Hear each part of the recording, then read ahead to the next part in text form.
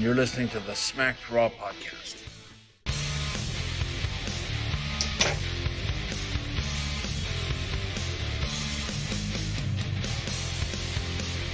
What? Okay, well, has this always been a thing? Where have I been? Hey everybody, welcome to the Smacked Raw podcast, AEW Dynamite Recap Edition. My name is Kyle Tyson. I am joined by the one and only Kevin Crazy. Here to bring you the AEW recap. What's up, Kev? Mm-hmm. You know what it do, baby boo, as Snoop Dogg would say. Is that what he would say? He says that all the time, and I can't make it sound as cool as he does, but it still sounds kind of cool. I mean, I'm just a dopey white guy with a huge beard, you know. But no, I'm doing good, man. I'm doing good. I hope you are too. Yeah, man. I'm having a great night, dude. I'm having a blast.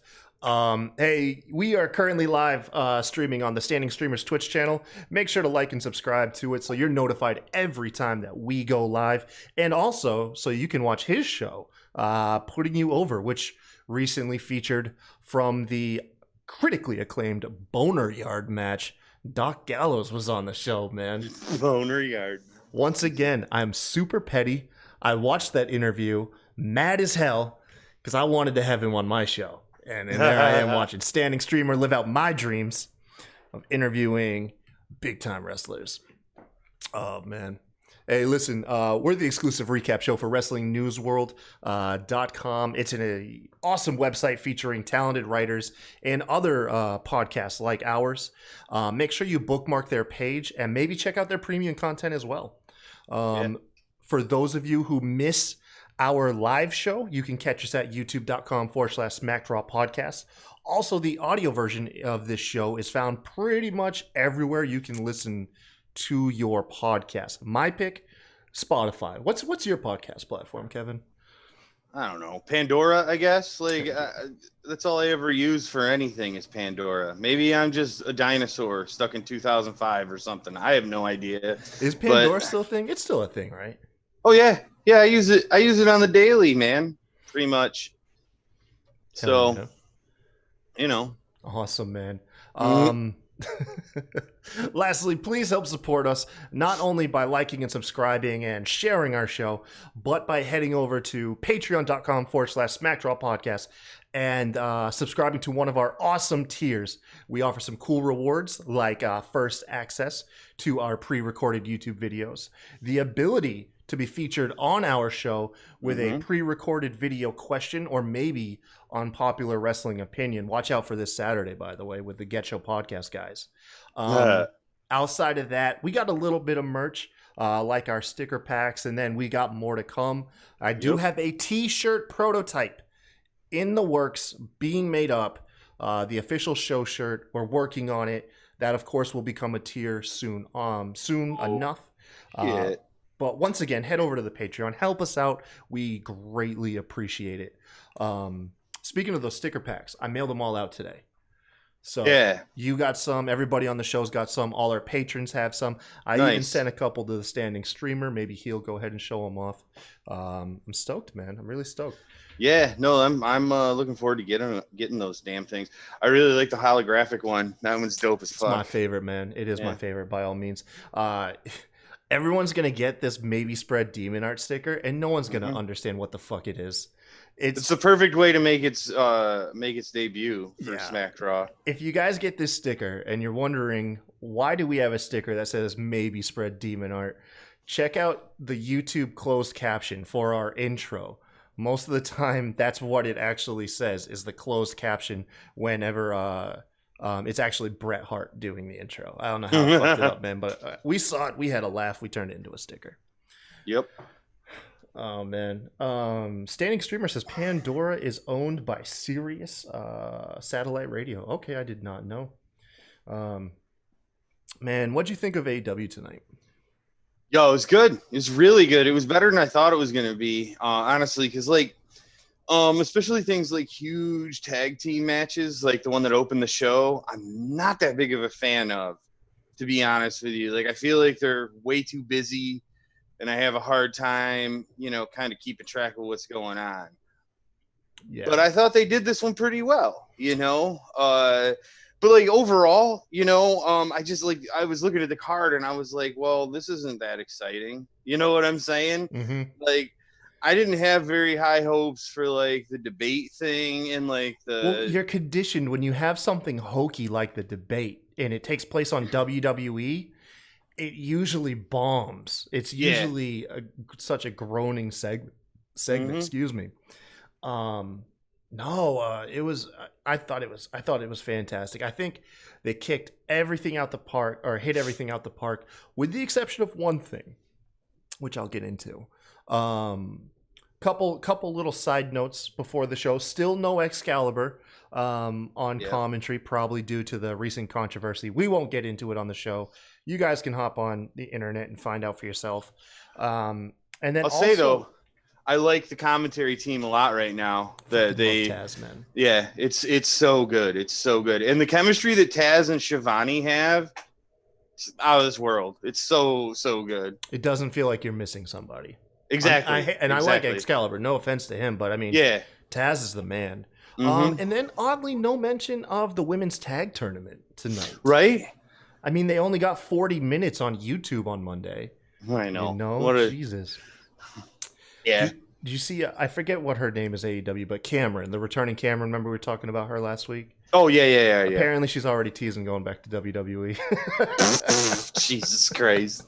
Yeah, it was on AEW I don't know. one time. I don't know anything about her, so whatever. No, she was a Funkadactyl.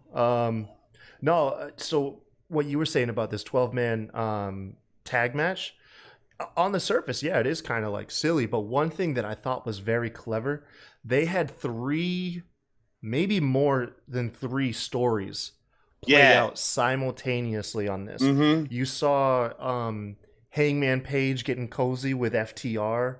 You still have Colt Cabana, being swooned by the Dark Order, and then you even had other stuff like the being the elite stuff between Kenny Omega and Colt Cabana too. They made it being the elite canon.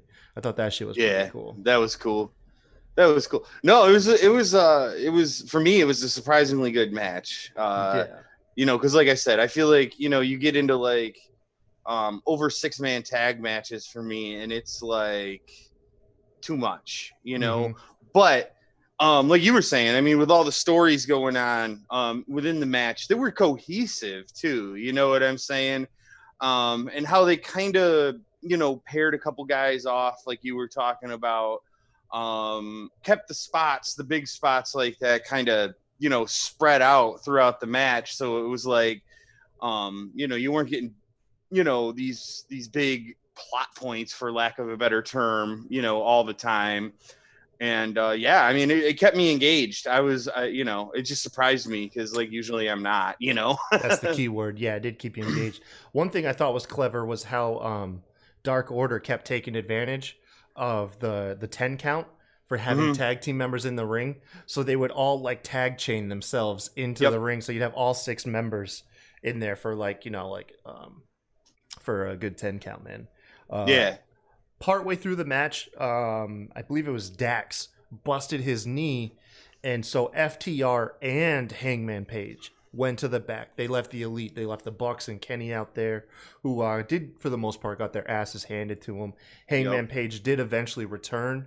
There was a ton of spots. Like, I'm not going to play you guys with all these crazy spots. There was some cool chain wrestling and like tag team spots that you guys should go check out. But ultimately, it did come down to Brody Lee getting the discus lariat on Hangman Page. Turned him inside out, got the win for the Dark Order, man. Yeah, that was one of the sickest lariats I've ever seen, too. Jesus. Yeah. That was nuts. It was good, man. Yeah. Afterwards, we got a pretty cool promo with Moxley. He got a good couple messages sent across here.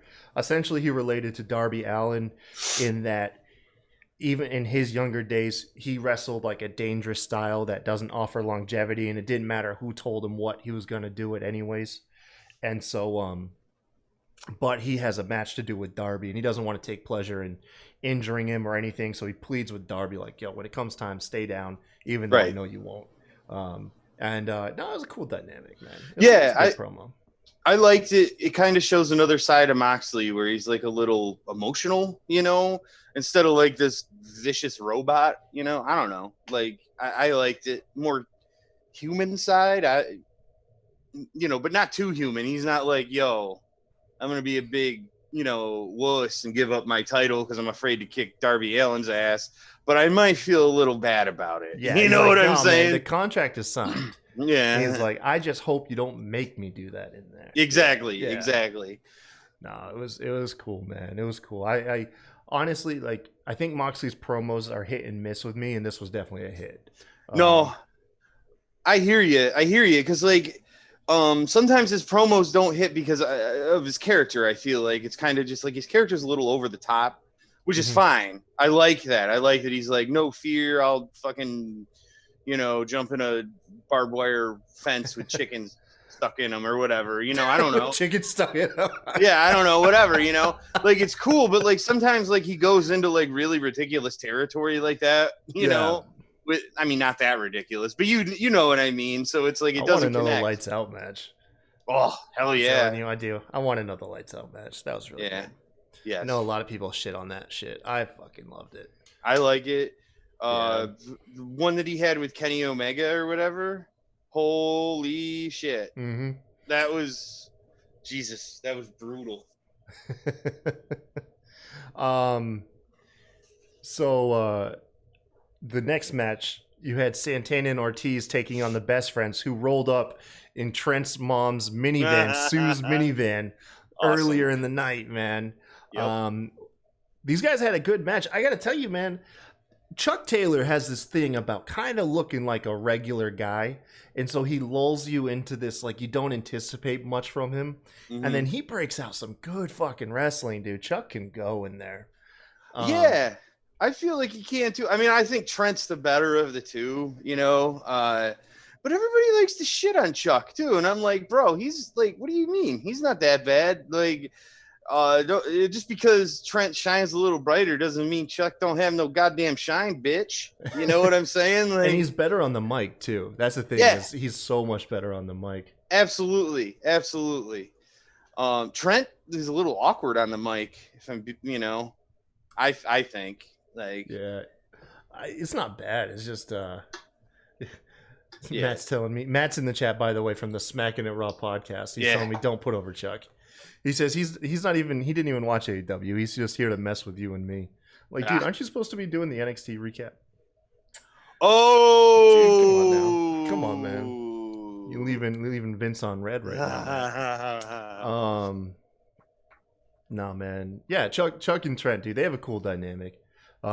Orange Cassidy wasn't out there with him because he has that debate with Chris Jericho later in the evening, which, by the way, that's going to be hard. That one's going to be hard to articulate how great it was and still make it entertaining for you guys to listen to. But it was fun. Oh, yeah. But anyways, it was a decent match. Trent was able to roll up Ortiz and for the win, and that snaps Pride and Powerful's 3-match win streak. Yeah, so that was cool because I didn't actually anticipate them losing. I didn't either. I thought they were going to beat Best Friends. And the other thing is too, it's the beginning of this match.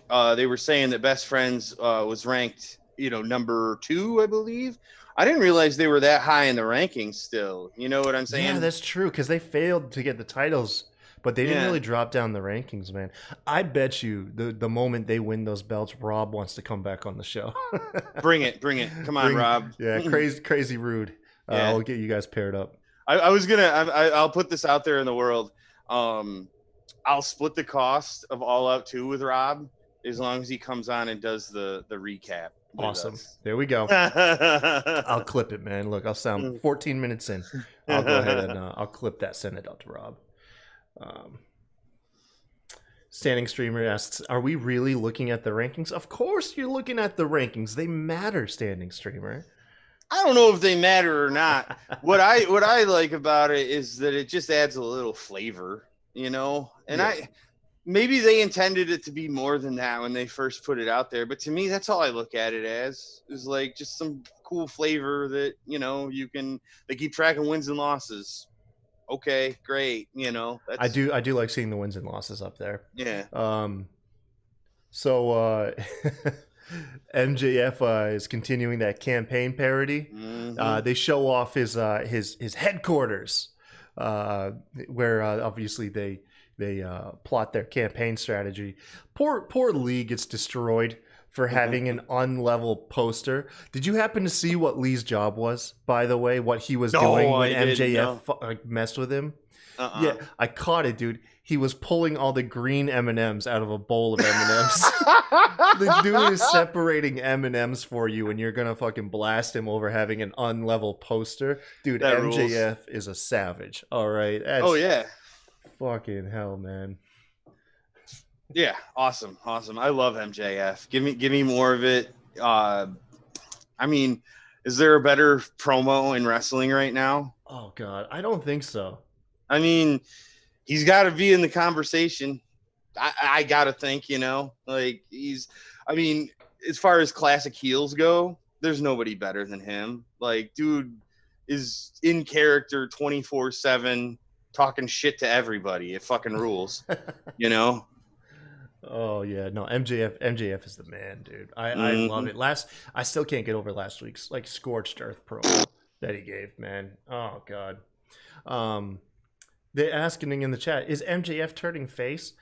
It's hard, man, because the best heel is heels who like have a sense of truth to why they're heels, and it makes you want to cheer for him at times, man. Like I want to cheer for MJF, although I don't know if I would cheer for him over Mox.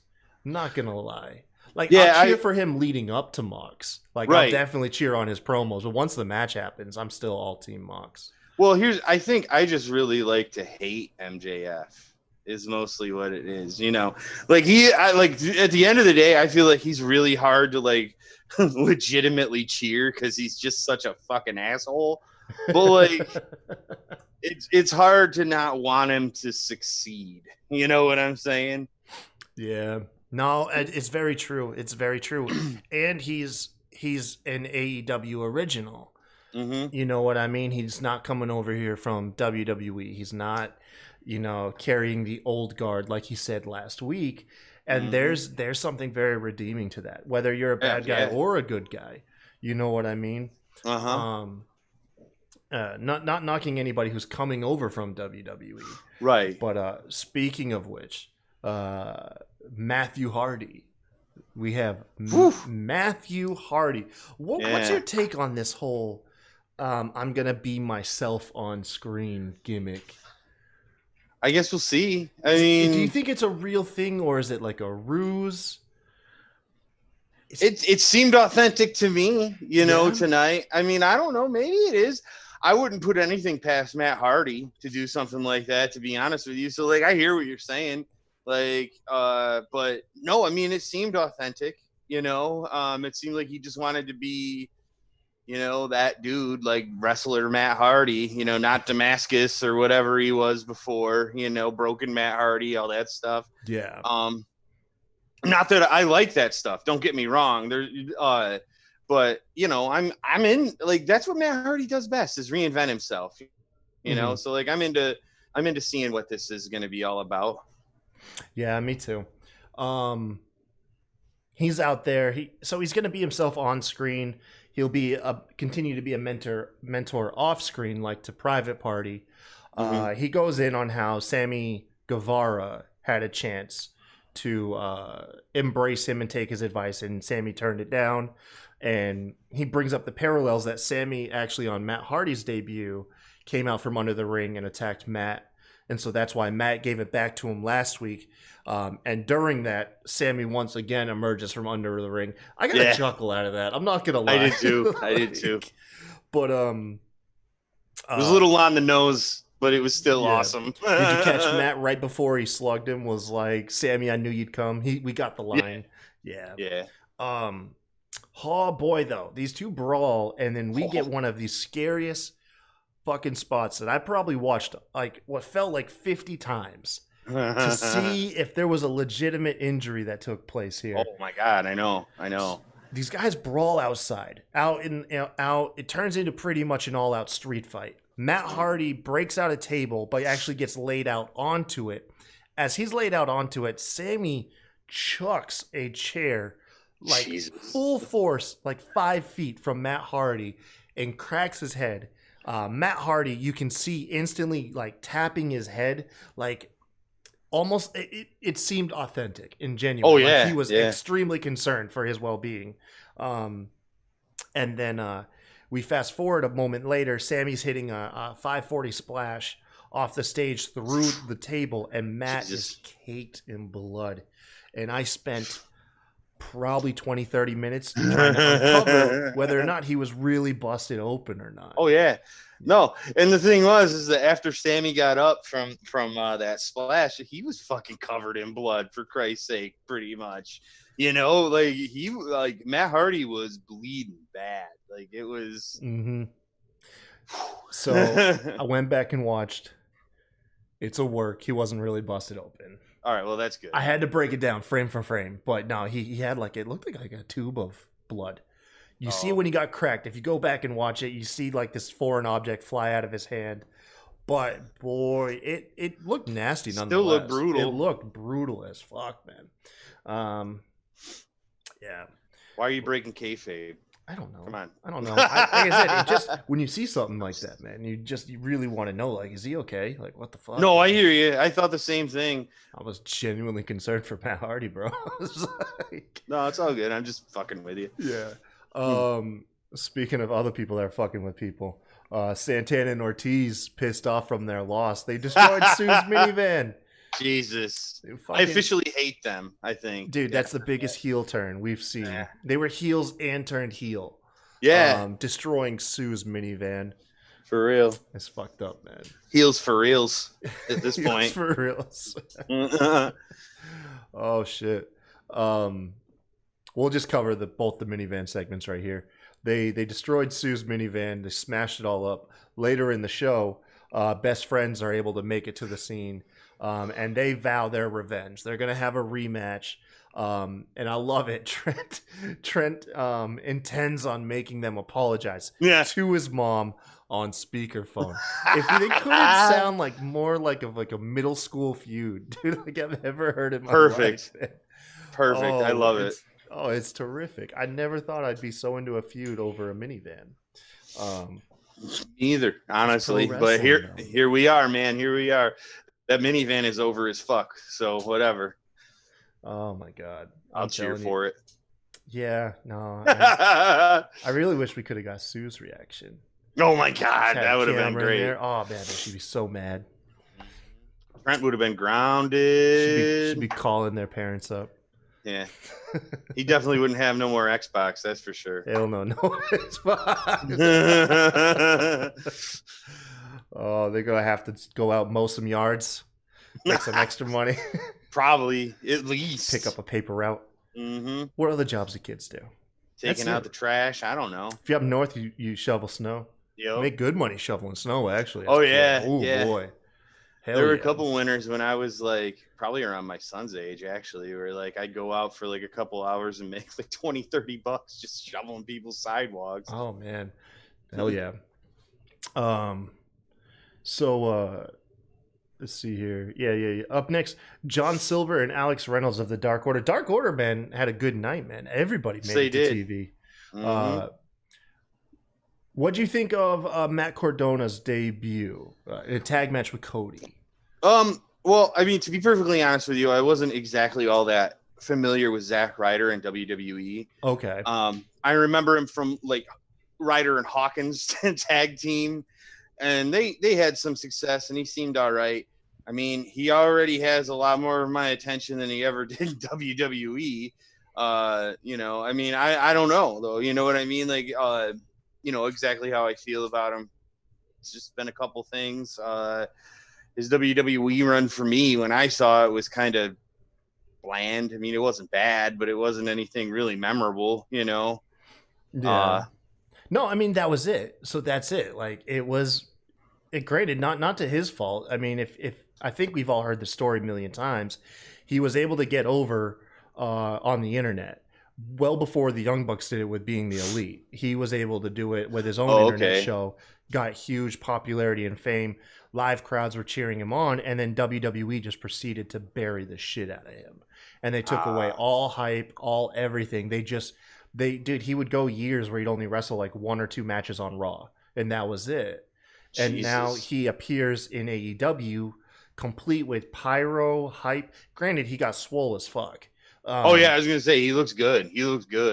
But this is the first time that I kind of lean into the criticism of kind of like the Cody Rhodes Young Bucks nepotism maybe coming up, because I don't really know how much stock people really have in Zack Ryder in 2020. And I'm not saying, I say that with all hopes that he turns out and does something big and blows everybody away. Sure. You know what I mean?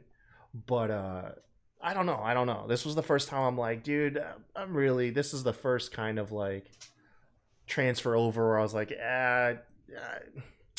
you could have put him on dark for a couple weeks. You know what I mean? That's just me though. What do you guys think in the chat, man? Is Zack Ryder or Matt Cardona? Is he doing it for you? Are you excited to see him on AEW? I guess for me, it's like I think time will tell. You know, I mean, there was a decent match that they had. You know, Cody, him, and the 2 Dark Order dudes, but it was like, I don't know. You know, it felt like even at the time that the match was and the pacing of the show, it was just kind of like the filler part too. You know what I'm saying? Yeah. What kind of got me, dude, about this match, I'm not going to lie. For one, of all people, you need to be on YouTube watching Being the Elite. It's fucking hilarious, and so much of it plays as canon into the product. They put out 1 episode a week, and it's only like 20 or 30 minutes. I should watch it. Yeah. But Silver and Reynolds are like the biggest jobbers in Dark Order, and you would think Cody would be able to take him on in a handicap match easily, but Cody gets his ass whooped for like 15 fucking minutes to get Cordona that hot tag, you know, and everything, and it just seemed odd. I was like, dude, I don't see any other situation where Cody would be getting his ass handed to him by John Silver or Alec Reynolds. No, I hear you. And no offense to them, they actually have really good tag team chemistry. I'll give them that. They have some awesome chain moves where they go back and forth off of each other. No, I hear you though. I mean, because there were times like, I don't know, you know, I've never watched Being the Elites, but like to your point, like I felt like they were really kicking Cody's ass, and I was like, I don't even know who the fuck these guys really are. Exactly. You know what I'm saying? No, like exactly. I don't even know. They have to have less than 5 matches on AEW Dynamite since inception. Like since the beginning, like I don't even think these guys have made television other than like I said, Dark. So I don't know. Right. It just bugged me. I mean, like I said, it was meant to build up Cordona, who did come in. He did his thing, man. It was all right. He hit the Radio Silence, which is formerly known as the Rough Rider, to pick up the victory. Dude, I'm gonna fucking hate watching him as a babyface with Cody. Like, the sooner he can turn on Cody, in my eyes, the better. That's just me. I don't know if anybody else wants it, but I think that's a speculation. I believe everybody thinks, like, he's destined to turn on Cody. But I don't know. I really don't. I don't. I do like, though, that Scorpio Sky was in the tunnel with Cody tapped his TNT title, and later on it's confirmed they have a match next week. Well, on Dark yesterday. So you did see that? Yeah, I did see that. Yes. That promo was fucking fire, and I was like, yes, please get Scorpio Sky a championship as soon as possible. Or at least a push, you know, get him on Dynamite, you know. I was like, what is he doing on Dark? You know what I'm saying? Like, just buying his time. Scorpio Sky has to be champ at some point. I'm telling you, like, that dude is legit. Oh yeah, he's very, very good. Yes. Let's see. You had the Sammy picture-in-picture segment where he through his cue cards that he was showing off to the camera. It reveals Chris Jericho's a master, like in the ring on the mic, and then he lets one slip, and he's a master debater. Huh. Yeah, that was so good. Oh shit! So let's get into this debate, the AEW Super Wednesday debate of 2020. It gets pyro. It's got the full presidential debate set up. Eric Bischoff, the Bish, is back. So good. Is the moderator, who, by the way, played his role perfectly. He didn't overstep his bounds. He didn't make it about him. He played his role perfect. Yeah, it was good. It was good. Yeah, this whole segment was just so well done. It was, man. Not gonna lie, damn it, dude. I just realized, like, it's just you and I just being marks for this episode. That's might as well just be like AEW Marks recap. You know it was what? A great fucking show, everybody. I'm sorry. Okay, it was a great. No, show. hey, fuck those haters. Who cares if we're marks, or we're spot monkeys, or anything? We enjoy wrestling, and wrestling is a gift, people. Get out of town. Jesus, wrestling's Christ. Supposed to be fun. But we had fun with it. This debate was cool, man. It was fun. Oh yeah. You had Eric Bischoff feeding Jericho and Orange Cassidy. Jericho, by the way, shows up in a very nice suit. Cassidy's still in his denim getup. Before the debate can even start, Jericho insults Cassidy's getup, and so Orange Cassidy breaks out a clip-on tie and attaches it to his t-shirt. It's fucking hilarious. I loved it. But yeah, so pretty much the structure of this, you'll have to go back and watch it, because I mean, I can't deliver Chris Jericho's promos as impressive as he did. Yep. But the questions that were tossed to Jericho and Cassidy, Jericho would just scorch the earth with Orange Cassidy. Like, it was looking like a one-sided beatdown because Orange Cassidy wouldn't say anything. And then they get to essentially global warming. Which came out of left field, and then Orange Cassidy answers with one of the most. Now, I don't know how informative of it was, but his confidence in how he articulated it just sounded smart as fuck, and just blew everyone away. I will say this: the cheer that was piped in afterwards was so exaggerated. Oh yeah, yeah. They made, but it was perfect. It was perfect. It was like cartoonish. You know what I'm saying? Cartoonishly loud, like sold out Madison Square Garden erupting to like Stone Cold's theme music. Mm-hmm. When you know there's really only like 20 people out there. Yeah. Oh shit. But no, man. It gets tossed back. Jericho gets a couple more questions, like why he's better than, or like who's better than who, why this feud means so much to them. And then the final question just comes out to like, why is the rematch so important? And then Orange Cassidy, like just like the slow build of intensity on his character, he delivers a fucking crazy, intense, good promo. Oh yeah. Essentially, I mean, he confirms that it's the biggest match for him because, you know, he's Chris Jericho, but it's like, yo, Chris, what if you lose to me? I'm a joke, you know? And so it was terrific, man. No, that's the thing is, and I'm pretty sure that's like Orange Cassidy's like first like legit promo too, and at least in AEW that I can remember. And oh my God, it like the build to that and like everything, like it was perfect. It was perfect.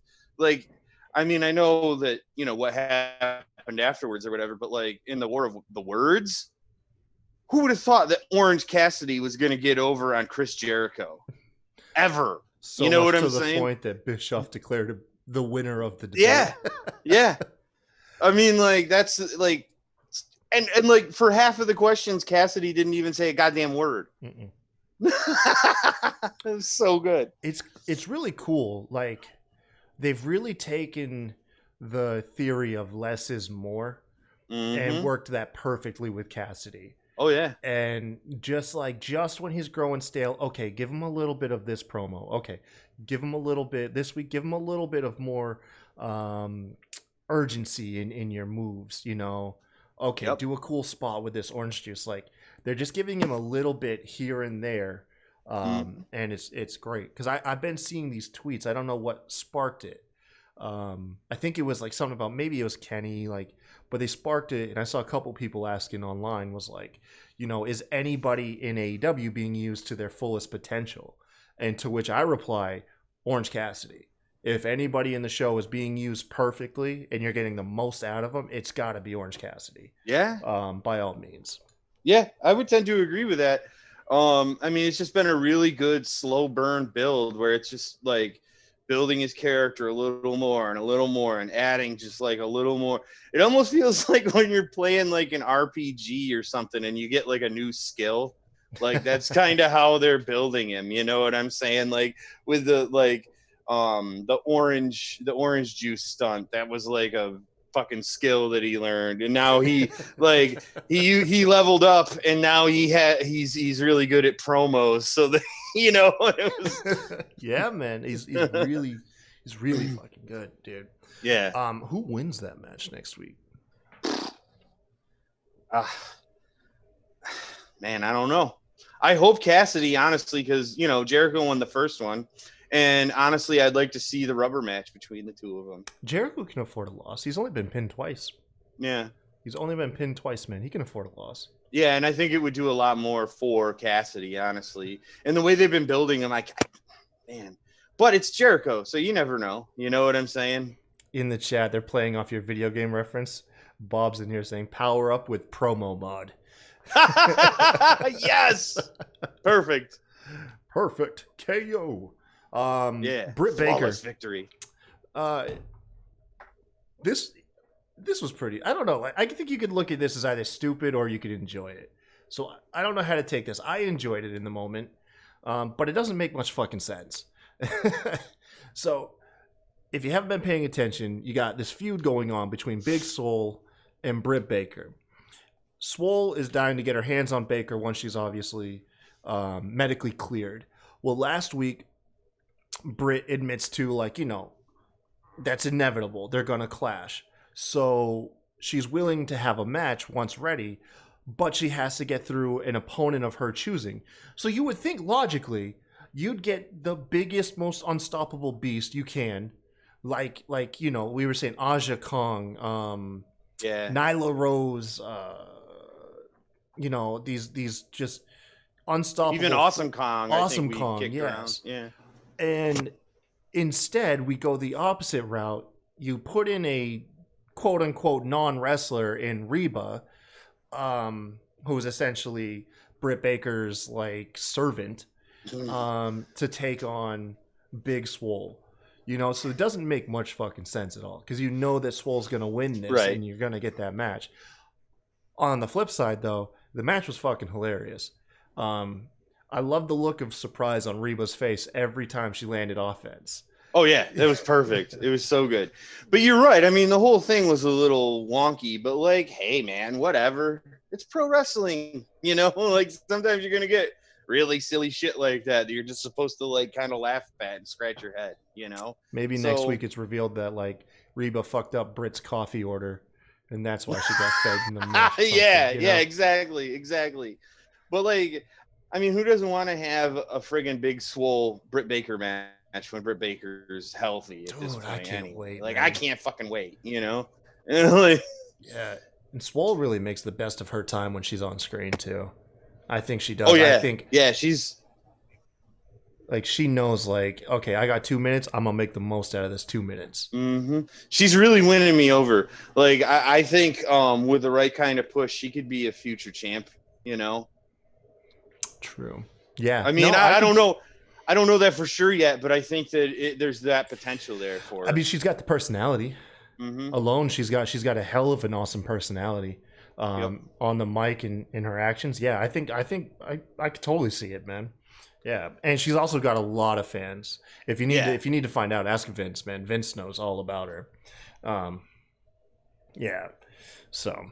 No, I like her a lot. She's one of my, as far as newer, whatever, ladies in AEW. She's probably my favorite one, Mm-hmm. I still got to go Sheeta though. I'm gonna ride that train. Yeah, I'm gonna ride that train. Abaddon, God damn it!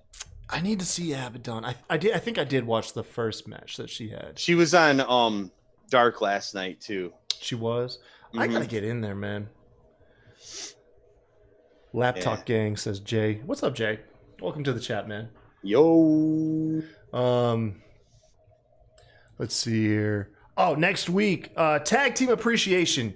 Next week, that I have high hopes for, because what's AEW boasted about? Their tag team division. So if you're gonna have a show devoted to tag team matches, I hope they tear the house down, man. Oh, I gotta think they will. Yes. So the singles matches, we've got Cody Rhodes taking on Scorpio Sky for the TNT title. You got Chris Jericho versus Orange Cassidy in the $7,000 obligation. Does that mean if Cassidy loses, he's got to reimburse Jericho for the jacket? That's what I understand. That's how that's the implication I'm reading. Yeah. The tag team champions, Hangman Page and Omega, taking on Jurassic Express. Evil Uno and Stu Grayson of the Dark Order taking on the Young Bucks. That should be good. Yeah. And then we're also going to get appearances by the Midnight Express, Tully Blanchard, and Arn Anderson. Yeah. What a fucking show, dude. Yeah, I'm stoked. You know, yeah, you know what, though? I wonder if the Omega and Hangman versus Jurassic Express match is a title match or not, though. Something tells me it's... I think it's not, but I don't know that for sure. So. I don't recall them saying it. I don't either. Although I was frantically trying to take the notes down as they were throwing up the graphics, so I easily could have missed it too. So I don't know. I didn't hear or see anything on the graphics. I was genuinely curious, honestly. So guess we'll find out. Yeah, man. What'd you think of this main event? Darby Allin taking on Jon Moxley. Jesus Christ, man! Every time I watch Darby Allin wrestle, I'm just like, dude, how you're gonna die? It's anxiety ridden, right? Like, dude, just like his normal style. You're just like, dude, what? Why? Not why, because it's awesome. Like, I like watching it, but like, you're just like, man, you are like, you're gonna break every bone in your body every day. The very first punch Moxley threw busted his mouth open. Yep. Oh, it set the tone. Mm-hmm. Well, I mean, Jesus, Allen's like half of his size or something like that too. Like, he's way smaller than Moxley. Yeah. Man, it was a really good match. Yeah, it saw the overbookingness that you like to see in title matches from time to time. I personally am a fan of wonky overbooking when you sprinkle it in here and there. We saw MJF at one point interfere in the match, nail Moxley with the title belt. So now you got Darby Allin bleeding from the mouth, Moxley's bleeding from the head. You had a crazy spot. Moxley threw Allin off the stage into the ring post. I know. I thought he was shoot KO'd. Like, when they cut the commercial and he was laid out, I was like, oh, it's a fucking wrap, dude. Go. I wouldn't be surprised if he legitimately has like a minor concussion from that or something, dude, honestly. Like, Jesus. I don't know how that kid does not injure himself every match he's out there in.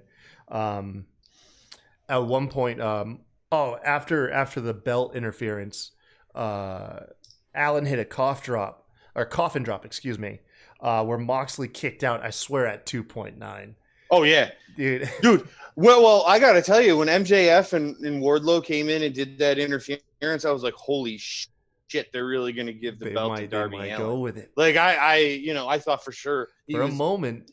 And then he hit that coffin drop, and I was like, oh, my God. I was like. Yes, sir. Oh, it was so good. Yeah. Yeah, Allin did try to get a resurgence, Darby did, afterwards. The match was honestly, like, besides the hard hitting, it was a classic story of power against speed. And these guys, they have chemistry. We've seen them have a match on the independent circuit before. This is their, I think, second match in AEW. Hell, I think one match, Darby Allin had his hands tied behind his back. Or actually 2 matches, he's had his hands tied behind his back. At least his first title match against Chris Jericho, he did. Oh, and Jericho. That was a hell of a match too. That was a great match too. I think that was the first Dynamite, either like the first or second one. It was really early on. Mm-hmm. Well, see, he had done that spot, I believe, against Moxley in the Oh, independent circuit. Okay. He So did before a Dynamite match started. where at one point he got his hands tied behind his back. And so when they got to AEW, I think they recreated that for the larger audience. Gotcha. And that was in the Jericho match.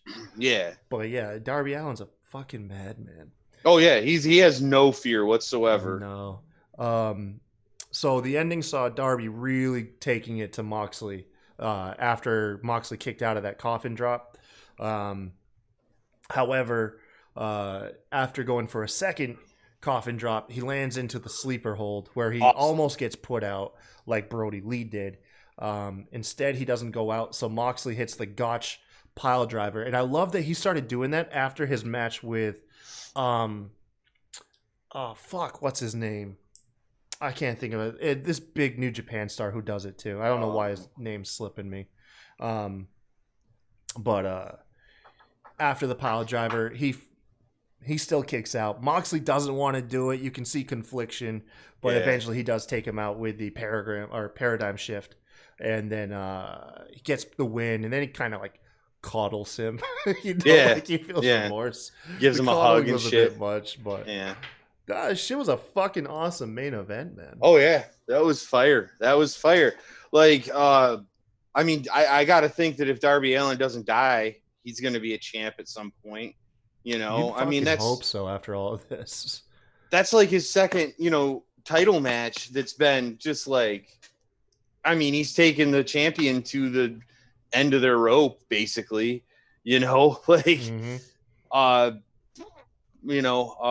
I'd like to see him get a really good push. I mean, not that he's not right now. Injuries are such an issue with a dude like that. That's the only problem. All the damn time. Yeah. I mean, it's unavoidable with what he's doing, with the style that he has. Yeah. I wonder how many years he's got going like this.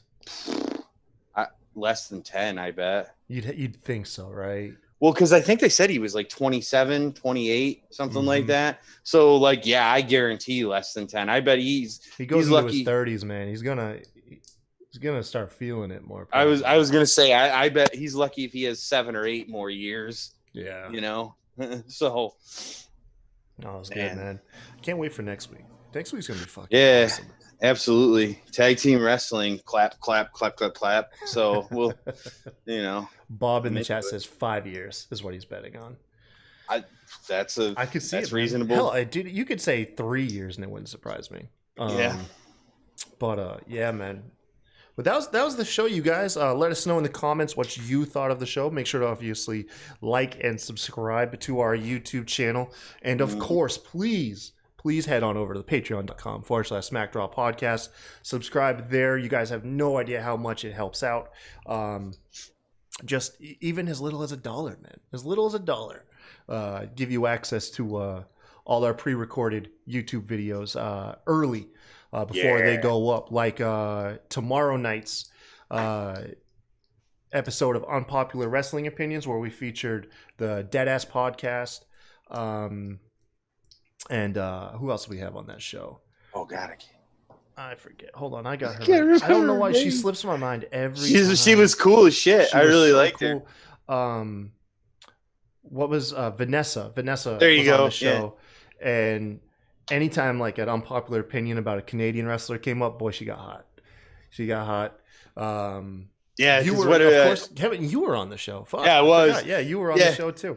Because there was an opinion about Natalia. I don't remember exactly what it was. It was the first one. Oh, it was the first one. Oh my God. One. Yes, it's what kicked the show off. It's like, wow, that set the tone. Vanessa. Bob in the chat says he wants his stickers. Bob, I don't think you were here earlier. I sent them all out today. You'll get them soon, man. You'll get them over the next couple of days. But yeah, man. Yeah, thank you guys for joining us. And then stick around. We're gonna remain live. We might do a little after hours show. But like always, man. Until next time, you guys have a good one.